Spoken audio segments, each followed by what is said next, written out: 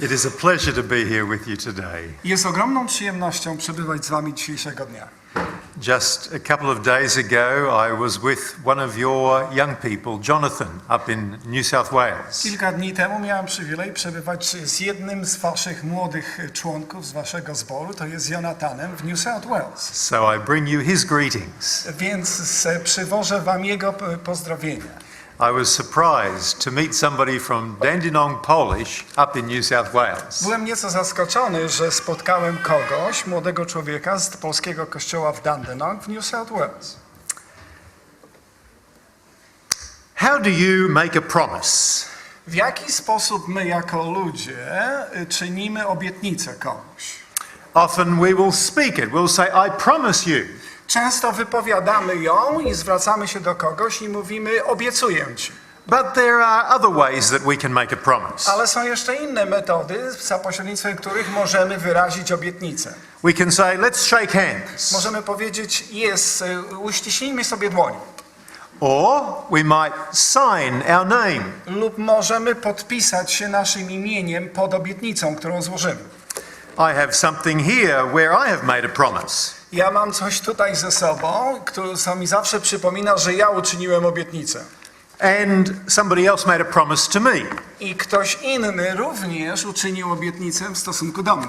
It's around about 50 pages long. Jest około 50 stron tutaj wydrukowanych na tej obietnicy. The bank promised Bank obiecał mi, that it would let me have some money że pożyczy mi pewną sumę pieniędzy, to buy a house. abym ja mógł zakupić dom.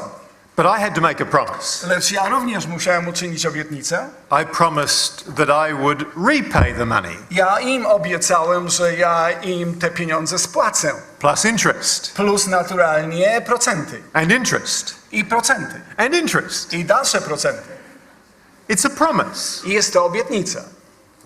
I signed my name. Ja podpisałem się pod tą obietnicą moim imieniem. The bank manager signed his name. I menadżer bankowy również podpisał się pod to. So we have an agreement. Tak więc mamy umowę między sobą. Now what happens if I don't keep my part of the promise? Co się stanie ze mną, gdy ja nie dotrzymam mojej strony obietnicy? Someone will come along and tell me that I have to get out of the house. Ktoś przyjdzie wkrótce do mojego domu i mi zaanonsuje, musisz wkrótce opuścić ten dom. If we don't keep our promises, things happen. Jeżeli my nie dotrzymujemy naszych obietnic, rzeczy zaczynają mieć wypadki, różne wydarzenia w naszym miejscu. There are lots of things in life that we make promises about. Jest wiele rzeczy, jest wiele momentów w naszym życiu, gdy czynimy obietnicę. Bank loans are just one. Bankowe pożyczki są jedną z nich. When I marry somebody, I make a promise. Kiedy ja poślubiam kogoś, ja czynię obietnicę. And I say that, I am told by the pastor, do you? Ja wypowiadam, pastor zwraca się do mnie i mówi, czy ty obiecujesz? And I say, yes, I do. Ja odpowiadam, tak, ja obiecuję.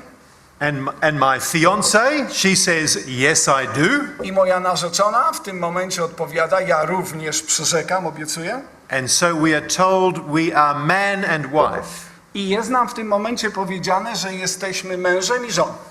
We have made a promise. Myśmy uczynili sobie ślubowanie, obietnicę.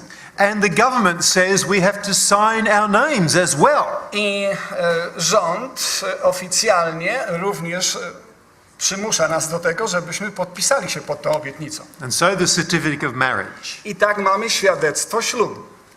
But in a Christian wedding, we do one thing more. Ale w czasie ślubu chrześcijanie czynią jedną rzecz więcej. Yes, we say we promise. I my wypowiadamy swoją obietnicę, ślubowanie. We sign the certificate of marriage. Podpisujemy świadectwo ślubu. But what else do we do? Ale co jeszcze czynimy? We get on our knees Klękamy na nasze kolana and we pray. i modlimy się. And so as Christians, we make a promise in a very special way when we get married. Tak więc jako chrześcijanie czynimy obietnicę w bardzo szczególny, specyficzny, dodatkowy sposób. We make a promise before God My czynimy tę obietnicę przed obliczem Pańskim, that we will care for each other, że będziemy roztaczać troskę o siebie nawzajem. that we'll be faithful to each other, Będziemy wierni do siebie wspólnie. right through to the day we die. Aż do momentu, kiedy zamkniemy nasze oczy. And so Everybody in the community makes promises. Tak więc każdy z nas w społeczeństwie w tym świecie czyni jakieś obietnice. And as Christians, we make the same promises. I jako chrześcijanie również czynimy podobne obietnice. But there is an extra responsibility for us as Christians when we make a promise. Ale jest pewna szczególna odpowiedzialność nałożona na nas jako chrześcijan, gdy czynimy obietnicę. Because we make that promise before God. Ponieważ my czynimy tę obietnicę przed Panem, przed Bogiem. And as Christians, if we break our I promise, jako chrześcijanie, gdy złamiemy to przyrzeczenie, obietnicę, then people around us in the community will think less of God. wszyscy ci, którzy obserwują nas w społeczeństwie, w tym momencie mają zaniżony pogląd na temat naszego Boga, w którego my wierzymy. In the Bible, there is a prophecy that tells us that we should keep our promises. W Biblii jest tekst napisany, który nas informuje o tym, że my jako chrześcijanie powinniśmy dochowywać naszych obietnic i przyrzeczeń. And it's a prophecy that lots of people avoid because it is very unusual. I jest to proroctwo, którego to wielu ludzi unika, ponieważ jest ono szczególne, niecodzienne. But it's a very interesting prophecy. Ale jest to bardzo interesujące proroctwo. And it comes in 3 parts. I to proroctwo przychodzi do nas, podane nam jest jakoby w 3 częściach. The first 2 parts are in a story. Pierwsze 2 części są jakoby pewnym obrazem, jakąś historią w obrazie. Please turn to Ezekiel 17. Zwróćmy się do 17 rozdziału Ezechiela, który już poprzednio czytaliśmy. And we will look at these 3 different parts. I my przyjrzymy się tym 3 obrazom, o których mówiłem. Let's read verses 3 to 6 to start with. Czytamy od wiersza 3 do 6 na rozpoczęcie. Actually, we might start at verse 1. Rozpocznijmy od wiersza 1. The word of the Lord came to me. Son of man, propound a riddle and speak a parable to the house of Israel. Say, thus says the Lord God, a great eagle with great wings and long pinions, rich in plumage of many colors, came to Lebanon and took the top of the cedar. He broke off the topmost of its young twigs and carried it to a land of trade and set it in a city of merchants. Then he took the seed of the land and planted it in fertile soil. He placed it beside abundant waters. He set it like a willow twig, and it sprouted and became a low-spreading vine, and its branches turned toward him, and its roots remained where it stood. So it became a vine and produced branches and put out boughs. I doszło mnie słowo Pana tej treści. Synu człowieczy, ułóż zagadkę i opowiedz domowi izraelskiemu przypowieść. I mów, tak mówi wszechmocny Pan. Na Liban przyleciał duży orzeł o dużych skrzydłach i długich piórach, o bujnym, pstrym upierzeniu i zerwał wierzchołek cedru. Ułamał szczytową jego gałąź i zaniósł do ziemi kupców i zasadził w mieście handlarzy. Potem wziął z tej ziemi latorość i zasadził ją na urodzajnym polu i umieścił w szuwarach nabrzeżnych, jako latorość nad obfitymi wodami, aby się rozwinęła w bujny krzew winny, choć nieco wyrośnięty, z gałęziami zwróconymi ku niebu i korzeniami tuż przed nim. I tak stał się krzewem winnym i rozgałęził się i wypuścił pędy. An interesting parable. Bardzo interesująca opowieść. So what are the parts of it? Jakie są części w tym obrazie? Got a very powerful eagle with multicolours. Mamy tutaj obraz przepięknego, wielkiego orła z wieloma z piórami o wielu kolorach. And we have a tree, the top of which is taken away. I my mamy tutaj obraz drzewa, z którego ten orzeł zabiera końcówkę pęd tego wysokiego drzewa cedru.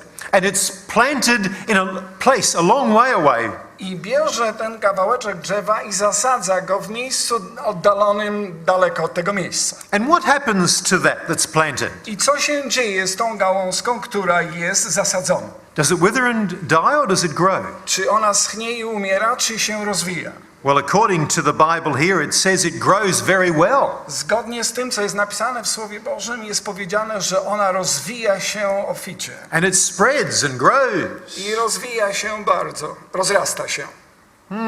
Well, there's no indication yet of what this means. Nie ma tutaj jeszcze żadnej wzmianki na ten temat, o co tutaj właściwie chodzi. But as we look at the next part of the story, Lecz gdy będziemy przyglądać się drugiemu członowi tej historii, we find some answers. odkrywamy niektóre odpowiedzi. So let's read the next part. Czytajmy drugą część. Verses 7 Wiersz od 7 wiersza through to 10. do wiersza 10. And there was another great eagle. Hang on, just stop for a moment. I był jeszcze inny wielki orzeł. I w tym momencie pragnę zatrzymać się na chwilę. The first part had an eagle, Pierwsza część, pierwszy obraz miał wielkiego, potężnego orła. but this part starts with another eagle. I ta część rozpoczyna się, lecz rozpoczyna się obrazem innego orła. So we read on. A więc zatrzymajmy to w naszym myśle i idźmy dalej. And there was another great eagle with great wings and much plumage, and behold, its vine bent its roots toward him and shot forth its branches toward him from the bed where it was planted, that he might water it. It had been planted on good soil by abundant waters, that it might produce branches and bear fruit and become a noble vine. Thus says the Lord God, will it thrive? Will he not pull it up by its roots and cut off its fruit so that it withers, so that all its fresh sprouting leaves wither? It will not take a strong arm or many people to pull it up from its roots. Behold, it is planted. Will it thrive? Will it not utterly wither when the east wind strikes it, wither away on the bed where it sprouted? Czytam od wiersza 7 do wiersza 10. Lecz był inny orzeł o dużych skrzydłach i gęstym upierzeniu, a oto ów krzew winny zwrócił swe korzenie ku niemu i do niego wyciągnął swoje gałązki, aby dać więcej wody niż grządka, na której był zasadzony. A był przecież zasadzony na dobrej ziemi, nad obfitymi wodami, aby mógł wypuścić gałązki i wydać owoc i być szlachetnym krzewem winnym. Mów więc tak mówi Wszechmocny Pan. Czy mu się to uda? Czy nie wyrwie on jego korzeni i nie oberwie jego owoców?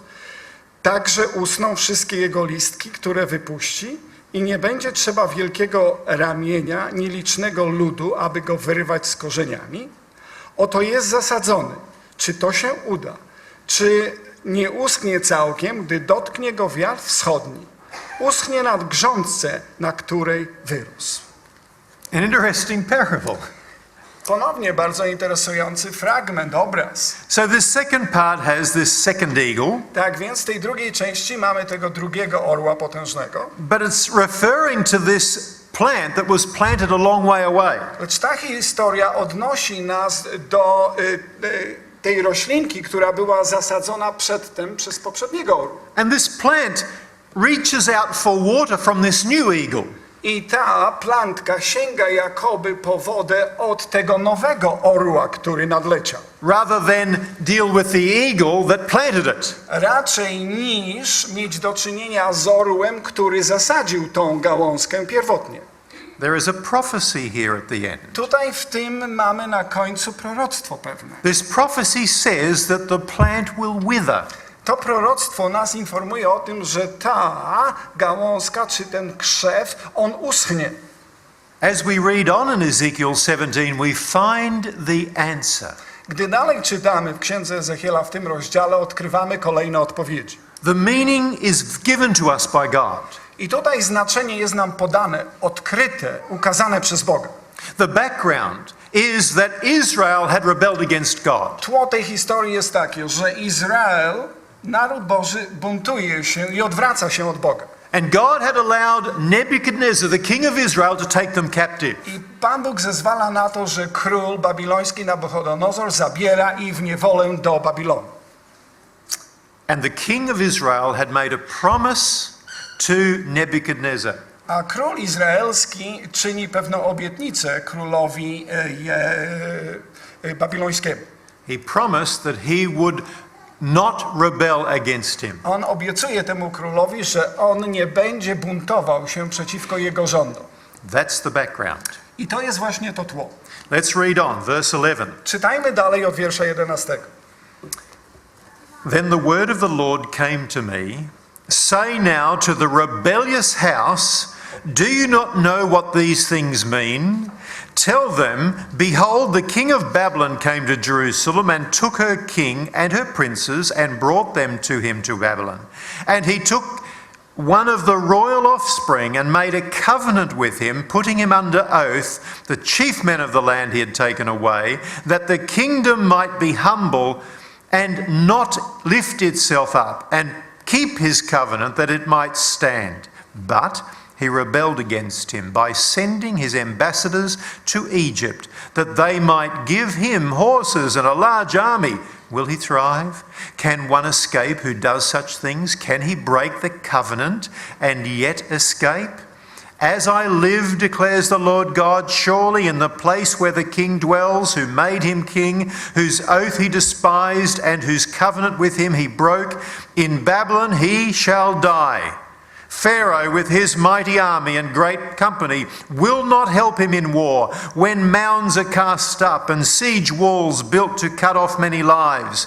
He despised the oath in breaking the covenant, and behold, he gave his hand and did all these things. He shall not escape.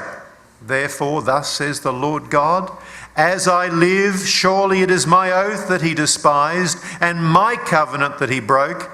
I will return upon his head. I will spread my net over him, and he shall be taken in my snare, and I will bring him to Babylon and enter into judgment with him there for the treachery he has committed against me. And all the pick of his troops shall fall by the sword, and the survivors shall be scattered to every wind, and you shall know that I am the Lord. I have spoken. Okej. Duży fragment od 11 do 21. I doszło mnie słowo Pana tej treści. Mówże do domu przekory. Czy nie wiecie, co to znaczy? Mów. Oto król babiloński przybył do Jeruzalemu, zabrał jego króla i jego książąt i zaprowadził ich z sobą do Babilonu. Potem wziął jednego z rodziny królewskiej, zawarł z nim przymierze i zobowiązał przysięgą, lecz możnych kraju zabrał ze sobą, aby władza królewska była poniżona, bez możności podźwignięcia się, a on dochował swojego przymierza i ostał się. Lecz on zbuntował się przeciwko niemu, wysyłając swoich posłów do Egiptu, aby mu dano konie i liczne wojsko. Czy mu to się uda? Czy uratuje się ten, który tak uczynił? Zerwał przymierze i miałby wyjść cało? Jaką żyw, mówi Wszechmocny Pan, w miejscu zamieszkania króla, który go uczynił królem, a którego mu nie dochował przysięgi, z którym zerwał przymierze, że w Babilonie umrze. Nie pomoże mu Faraon wielkim wojskiem i licznymi zastępami wojennymi, gdy sypią się wały i wzniesie wieże obrężnicze, aby zniszczyć wiele istnień ludzkich. Zlekceważył przysięgę, zrywając przymierze i mimo, że dał mu swoją rękę, uczynił to wszystko, nie wyjdzie więc cały. Dlatego tak mówi Wszechmocny Pan. Jaką żyw, przysięgę wobec mnie złożoną, którą zgardził, i przymierze ze mną, które zerwał, włożę na jego głowę i rozciągnę na niego moją sieć i złapię się w moje sidła i zaprowadzę go do Babilonu i tam z nim rozprawię się z powodu jego wiarołomstwa, którego się wobec mnie dopuścił. I wszyscy zebrani we wszystkich jego chówców padną od miecza, a pozostali będą rozproszeni na wszystkie wiatry. I poznacie, że ja, Pan, to powiedziałem. God actually gives the actual meaning of the parable. I tutaj w tym fragmencie Pan Bóg ukazuje nam znaczenie całej tej historii. So who was the first eagle? Kto był więc tym pierwszym orłem? Nebuchadnezzar. Nabuchodonozor, król Nabuchodonozor. Who was the second eagle? Kto był drugim orłem? It was Pharaoh, Był to faraon z Egiptu. the head of the Egyptian empire. Był on głową imperium egipskiego. And if you go to 2 Chronicles chapter 36, the last chapter in 2 Chronicles, you will find this story. W ostatnim rozdziale 36 rozdziału drugiej księgi Kronik znajdziemy tę historię. It tells how that Nebuchadnezzar came and won the battle against Israel. Jest tam ukazane, w jaki sposób to Nabuchodonozor nadciągnął i dokonał podbicia Izraela. And Nebuchadnezzar took Jehoiakim, the king, took him captive. I Nabuchodonozor zabrał króla Joachima do niewoli. Jehoiakim's son, Jehoiachin, was made king. I syn tego króla Joachima został potem mianowany królem. But then after 3 months, Lecz po upływie 3 miesięcy Nebuchadnezzar took Jehoiachin to Babylon as captive as well. Nabuchodonozor zabiera syna króla Joachima również do Babilonu jako swego w niewolę. And Nebuchadnezzar put Jehoiachin's brother Zedekiah on the throne. I Nabuchodonozor, król babiloński, sadza na tronie brata, król syna Joachima na tronie. Now this is where Nebuchadnezzar made a very smart move. I tutaj Nabuchodonozor czyni bardzo mądre pociągnięcie polityczne. He knew enough about Israel to know that they loved and trusted God. On wiedział tyle na temat Izraela, że oni kochają i ufają Bogu. They respected God. Oni obdarzali szacunkiem, respektem Boga. And so he made Zedekiah make a promise. Tak więc on uczynił, żeby ten przez niego mianowany król Zedekiasz uczynił jemu obietnicę. And this promise was in God's name. I ta obietnica była uczyniona w powiązaniu z imieniem Bożym. I promise that I will not rebel against you, Nebuchadnezzar, and I promise you in the name of the God of heaven. I on składa przysięgę królowi Nabuchodonozorowi, że on nie będzie buntował się politycznie, militarnie przeciwko królowi Nabuchodonozorowi i czyni to używając imienia Bożego. But he broke his promise. Lecz on złamał tę obietnicę. You see, there were some Jews who had actually camped on an island down towards Egypt. Byli niektórzy Żydzi, którzy mieszkali na pewnej wyspie blisko Egiptu. And these Jews were militant. They were really fighting to get freedom. I była to grupa bardzo waleczna, która ustawicznie pragnęła osiągnąć jakiegoś podboju, walecznie zdobyć wolność. It's very likely that these people got into Zedekiah's ear. I najprawdopodobniej ci ludzie podszeptywali pewne propozycje królowi He listened to them. Yes. On po prostu słuchał. Don't literally translate that one, hey? No. Okay. So Zedekiah, they said, why don't you ask the king of Egypt, the Pharaoh, for help? Tak więc, drogi królu Zedekiaszu, czemu ty nie poprosisz króla Egiptu, żeby pomógł ci w tym przedsięwzięciu? Egypt's a very powerful nation. Egipt jest bardzo potężnym narodem. They have horses, they have chariots, they have soldiers. Oni mają powozy, mają wojsko, mają mnóstwo koni. We have talked to the Pharaoh and he will help if you ask him. Myśmy już rozmawiali z Faraonem i on ci pomoże, jeśli go tylko poprosisz. He will come up and he will free us from Babylon, from Nebuchadnezzar. On się dołączy do nas i uwolni nas z niewoli babilońskiej od króla Nabuchodonozora.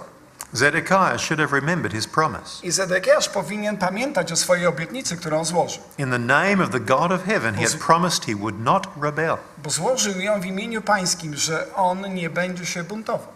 But he did rebel. Lecz on jednak zbuntował się.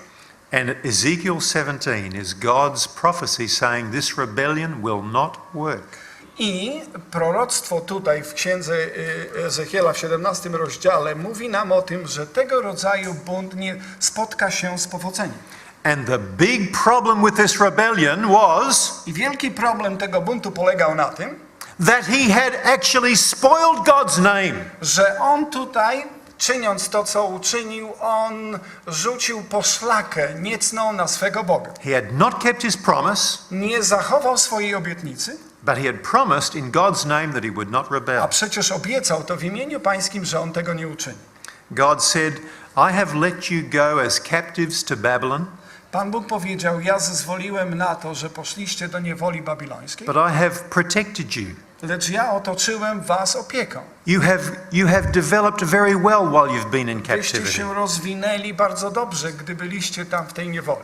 This rebellion is going to bring terrible, terrible I problems. ta niewola, ten bunt, który w tej chwili czynicie, sprowadzi na was bardzo groźne konsekwencje. Now, if the prophecy finished there, that would be okay. Jeżeli proroctwo w tym miejscu by się zakończyło, możliwe, że byłoby to ok. It would be a warning that we should keep our word. Byłoby ono ostrzeżeniem, że myśmy powinni dochowywać naszych obietnic. And most especially as Christians who make our promises in God's name. A szczególnie my jako chrześcijanie, gdy czynimy te obietnice w imieniu Pańskim. Or the Israelites who made a promise in God's name. Lub jako Izraelita, który uczynił to przyrzeczenie w imieniu Boga. But God goes one step further. Lecz Pan Bóg idzie krok dalej. Part 3 of Ezekiel 17. Trzecia część rozdziału 17 Ezechiela. And this is what we read in our scripture reading. I Thank to you. jest właśnie to, co dzisiaj było czytane podczas czytania Słowa Bożego przez młodzież. Let's read it again. Czytajmy ponownie. Thus says the Lord God, verse 22, thus says the Lord God, I myself will take a sprig from the lofty top of the cedar and will set it out. I will break off from the topmost of its young twigs a tender one, and I myself will plant it on a high and lofty mountain. On the mountain height of Israel will I plant it, that it may bear branches and produce fruit and become a noble cedar. And under it will dwell every kind of bird. In the shade of its branches birds of every sort will nest, and all the trees of the field shall know that I am the Lord. I bring low the high tree and make the high the low tree. Dry up the green tree and make the dry tree flourish. I am the Lord, I have spoken, and I will do it. Wiersz 22 do wiersza ostatniego w tym rozdziale. Tak mówi Wszechmocny Pan. To ja wezmę z wierzchołka wysokiego cedru, z najwyższych jego gałązek, delikatną różdżkę i zasadzę na wysokiej i wyniosłej górze. Na wysokiej górze izraelskiej ją zasadzę i wypuści pędy i wyda owoc i stanie się cedrem potężnym. I będzie pod nim mieszkać wszelkie ptactwo i w cieniu jego gałęzi zamieszka wszystko, co ma skrzydła. I poznają wszystkie drzewa polne, że ja, Pan, poniżyłem drzewo wysokie, a wywyższyłem drzewo niskie, że ususzyłem drzewo świeże i sprawiłem, że zakwitło drzewo suche. Ja, Pan, powiedziałem to i ja to uczynię. In the first two parts we have two eagles. W pierwszych dwóch częściach tego proroctwa mieliśmy dwa orły. They are the powers, the authority. To są obrazy przedstawiające autorytet, moc państwową. In this third part we don't have an eagle. Ale w tej trzeciej części już nie mamy orła. It begins, I myself, Ta God trzecia says. część rozpoczyna się słowami ja, Pan Bóg osobiście. God is the power and authority in this part of the I w story, tej części Bóg jest mocą i autorytetem. but he refers to a cedar tree, Ale Pan Bóg tutaj referuje i mówi o drzewie cedrowym, which is there in the first two parts. które znajduje się już poprzednio w tych dwóch pierwszych częściach. And he says that God will take a tender one from the top of that tree I tutaj jest powiedziane, że Bóg weźmie z tego drzewa najdelikatniejszą gałązkę z najwyższej jego części and from that tender one he will grow another tree. i z tej najdelikatniejszej gałązki on rozwinie nowe drzewo. And that other tree will grow and will flourish. I to następne drzewo rozwinie się do potężnych rozmiarów. And all the birds, all different types of birds will come there and they will nest there. They will be happy there. I wszelkiego rodzaju ptactwo przybędzie do tego drzewa i tam znajdą schronienie swoje pod gałęziami tego drzewa. And did you notice how he finishes that section? Zauważyliście, w jaki sposób kończy się ten fragment? I am the Lord. Ja jestem Pan. I have spoken Ja tak powiedziałem. and I will do it. I ja tak uczynię. The first two parts are all about God's people who make a promise and they won't do it. Pierwsze dwie części mówiły na temat Bożego ludu, który czynił obietnicę, a nie dotrzymał. And God condemns them for that. I Pan Bóg potępił ich za to. But here God says, I make a promise Ale tutaj w tej trzeciej części Bóg mówi, ja czynię obietnicę. and I will do it. I ja ją uczynię, dokonam jej. I will keep my word. Ja dochowam mojego słowa. You can trust me. Wy możecie zaufać mnie. What is God talking about here? O czym tutaj Pan Bóg mówi? Please go to Isaiah 53 and verse 2. Zwróćmy się do Księgi Izajasza, 53 rozdziału. Isaiah 53. Now, those of you who know your Bibles, Wy, którzy znacie Pismo Święte, Isaiah 53 will ring a bell. Izajasz 53 w tej chwili sprowadzi wam pewne myśli w powiązaniu z Ezechielem 17 It's rozdział. a prophecy of the coming Messiah. Jest bowiem tutaj zapisane proroctwo o nadchodzącym, przychodzącym Mesjaszu. Isaiah 53 verse 2. For he grew up before him like a young plant and like a root out of dry ground. He had no form or majesty that we should look at him and no beauty that we should desire him. Wiersz drugi czytam, wiersz od 53 rozdziału. Wyrósł bowiem przed nim jako latorość i jako korzeń z suchej ziemi. Nie miał postawy ani urody, które by pociągały nasze oczy.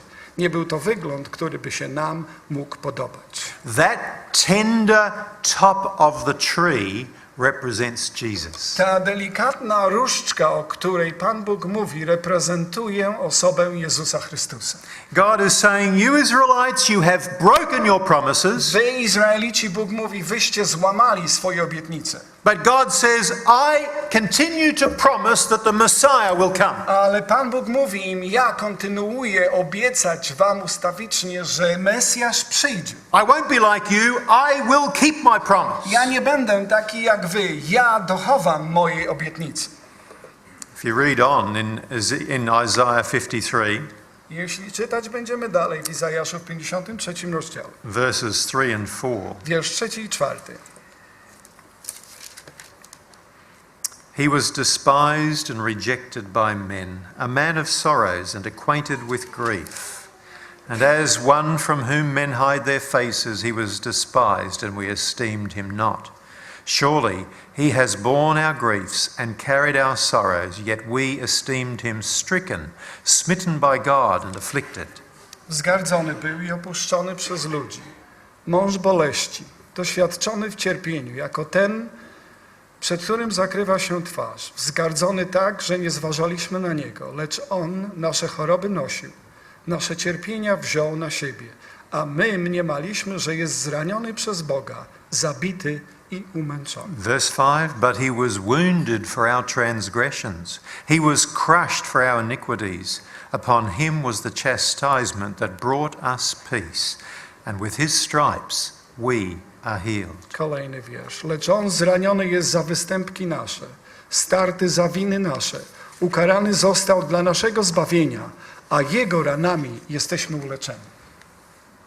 Jesus was broken off Jezus był oderwany, so that we will find healing from sin. odłączony, abyśmy my mogli znaleźć uleczenie od grzechu naszego. Please go to 1 John chapter 4. Idźmy do pierwszego listu Jana, 4 rozdziału, 1 John chapter 4 verses 9 and 10. wiersz 9 i 10. In this the love of God was made manifest among us, that God sent his only Son into the world, so that we might live through him. In this is love, not that we have loved God, but that he loved us and sent his Son to be the propitiation for our sins. W tym bowiem objawia się miłość Boga do nas, że Syna swego jednorodzonego posłał na świat, abyśmy przezeń żyli. Na tym polega miłość, że nie myśmy umiłowali Boga, lecz że On nas umiłował i posłał Syna swojego jako ubłaganie za grzechy nasze. So Ezekiel 17, God makes a promise that the Messiah will come. Tak więc w Księdze Ezechiela w 17 rozdziale Bóg czyni obietnicę, że Mesjasz przyjdzie. The Messiah would be broken off, but he would commence growing another tree. Ten Mesjasz będzie odcięty, oderwany, ale będzie zasadzony i z niego wyrośnie nowe drzewo. And that tree would be for all types of birds. I to drzewo będzie dla wszelkiego rodzaju ptactwa. And as we read the New Testament, we find that there is no Greek or Jew. Gdy czytamy Nowy Testament, odkrywamy, że w Bogu nie ma ani Greka, ani Żyda. that everybody is one in Jesus Christ. że wszyscy jesteśmy jedno w osobie Jezusa Chrystusa. People of all nations can become part of His family. Ludzie wszelkich narodów mogą stać się częścią Jego boskiej rodziny. The rich and the poor, Czy są biedni, czy bogaci. the young and the old, Młodzi i starsi. the educated and the non-educated. Wykształceni i niewykształceni. All peoples can be part of God's family. Wszyscy ludzie mogą stać się częścią rodziny Bożej. All people will find refuge in Jesus Christ. Wszyscy możemy znaleźć ucieczkę i schronienie w osobie Jezusa Chrystusa. Ezekiel 17, God makes that W promise. Ezechielu 17 rozdziale Pan Bóg czyni nam, ludziom, tą obietnicę. And that tree continues to grow today. I to drzewo kontynuuje swój rozwój dzisiaj również. God kept His promise. Pan Bóg dochowuje swojej obietnicy. Was it easy? Czy No. było to łatwe? Nie. It cost Him His life. Ponieważ kosztowało to życie naszego Zbawiciela. But that tree exists today. Lecz to drzewo istnieje i żyje dzisiaj.